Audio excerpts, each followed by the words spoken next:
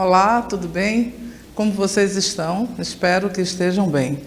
Sejam bem-vindos a mais um programa nosso da Escola em Casa. Meu nome é Suzana Farias e sou a sua professora de matemática. É um prazer estar com vocês, Educação de Jovens e Adultos, fase 1 e 2. Bem, nossa aula de hoje será a aula número 13. Nós vamos falar sobre grandezas e medidas. Só que hoje nós vamos abordar massa. E para a gente entender essa grandeza e medida denominada massa, nós vamos passar a compreender que massa não é só uma coisa que é legal, mas é um volume. E aí a gente vai ver o seguinte. As medidas existem para facilitar a vida cotidiana de todo ser humano. Então, sempre nos estudos de matemática, as principais coisas que a gente pensa sobre ela é que ela vai abordar unicamente números. Mas não é só números por si só ou por números por quantidade, mas o número também como um fator social em todos o contexto da vida minha e sua.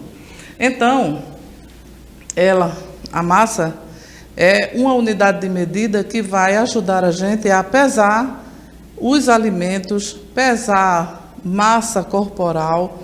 Então, a gente observa que nos diversos itens desse dia a dia, a massa ou a compreensão sobre os estudos de massa é fundamental para que a gente possa desenvolver bem e compreender bem essa unidade de medida.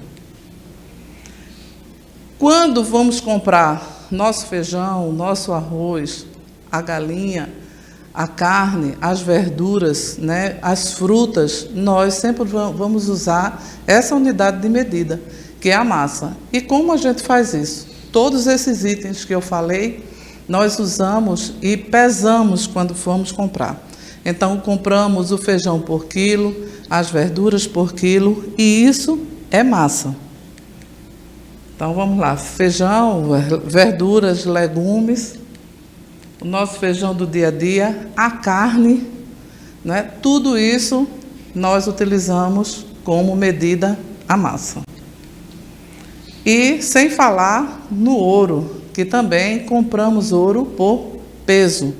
E isso equivale a compreender que tudo que está ao nosso redor, ele tem um valor. E para a gente saber esse valor, a gente precisa compreender em que meio social esse valor está inserido.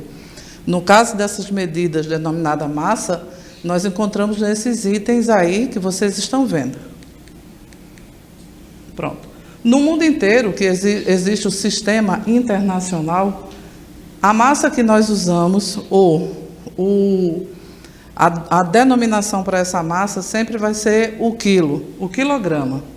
Mas o quilograma, ele também tem os seus múltiplos, que ali na nossa tela aparecem os múltiplos, que é aquele de maior que o grama, que é o quilograma, o hectograma e o decagrama.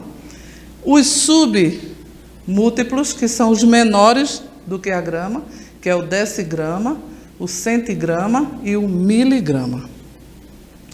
Os mais comuns, o que a gente mais usa e o que a gente mais vai abordar aqui é exatamente esse: o quilograma, o grama e o miligrama.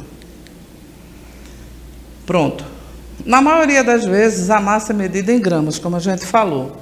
E aí, quando a gente observa esses itens, a gente vê que tem item que é muito comum no nosso dia a dia e a gente pensa muito bem sobre ele. Quando a gente vai escolher o quilo do arroz por preço, não é? Então, isso aí faz bem parte do nosso dia a dia. Mas aí a gente também toma remédios, e os remédios também têm as dosagens dele. E essa dosagem é por miligrama. Então, é um peso muito pequeno, não é? É um submúltiplo, porque ele vai bem abaixo. E aí a gente observa que até na nossa própria medicação é necessário que seja respeitado essa medida.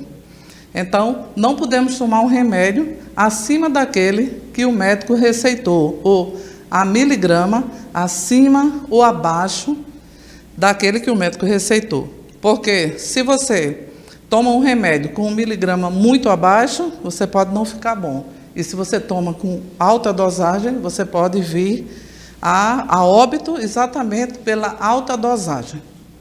Vamos lá. Existem também outras unidades de medidas, que a gente escuta muito também, que é o arroba, né? Que o arroba equivale a 15 quilos.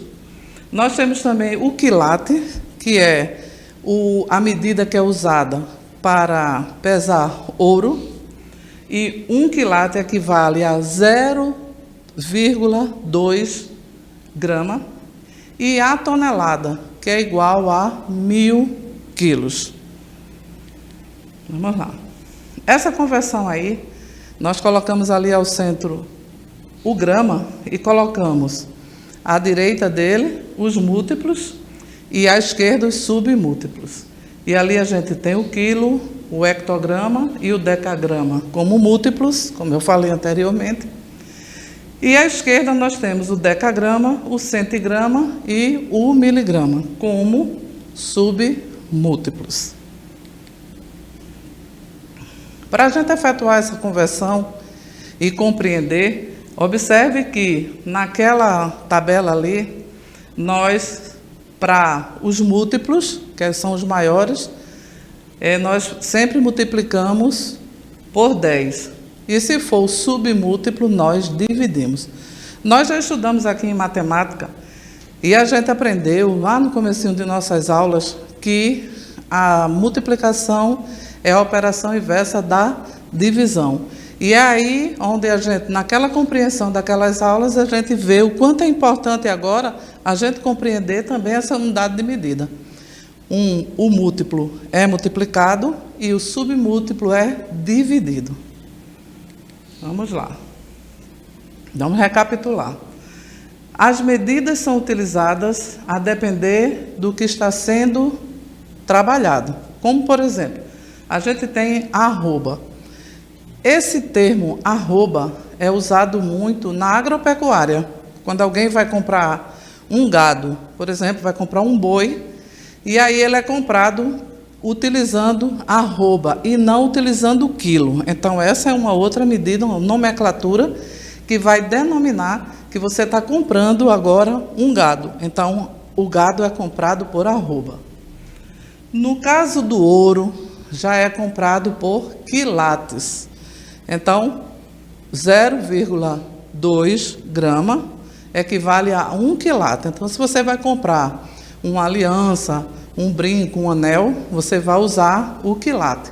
2 quilates, 3 quilates, e aí vai, na medida do peso daquela joia, o valor do seu quilate.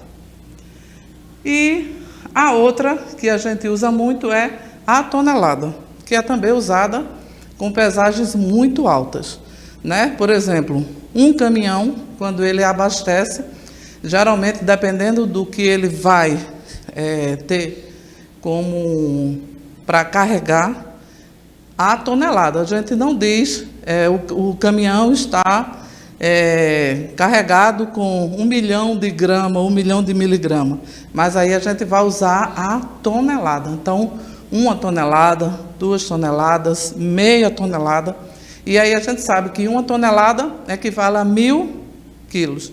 Então, meia tonelada, a metade, 500 quilos. Vamos lá. Coloquei aí também alguns objetos que são usados para pesagem. Objetos antigos e novos. Esses aí são bem antigos, não é? Cada pezinho desse equivalia a 1 grama ou a quilos. A gente tem a balança de mão. A gente tem aqui pesa ouro, quilates no caso. Peso de massa corpórea. Há uma balança também ali muito antiga. Balança digital. A balança que pesa bebê recém-nascidos. Uma balança também bem antiga, aí quem é mais antigo um pouquinho conhece esse tipo de balança. A outra também digital que pesa ouro. E essa aí que a gente vê muito no supermercado. Pronto.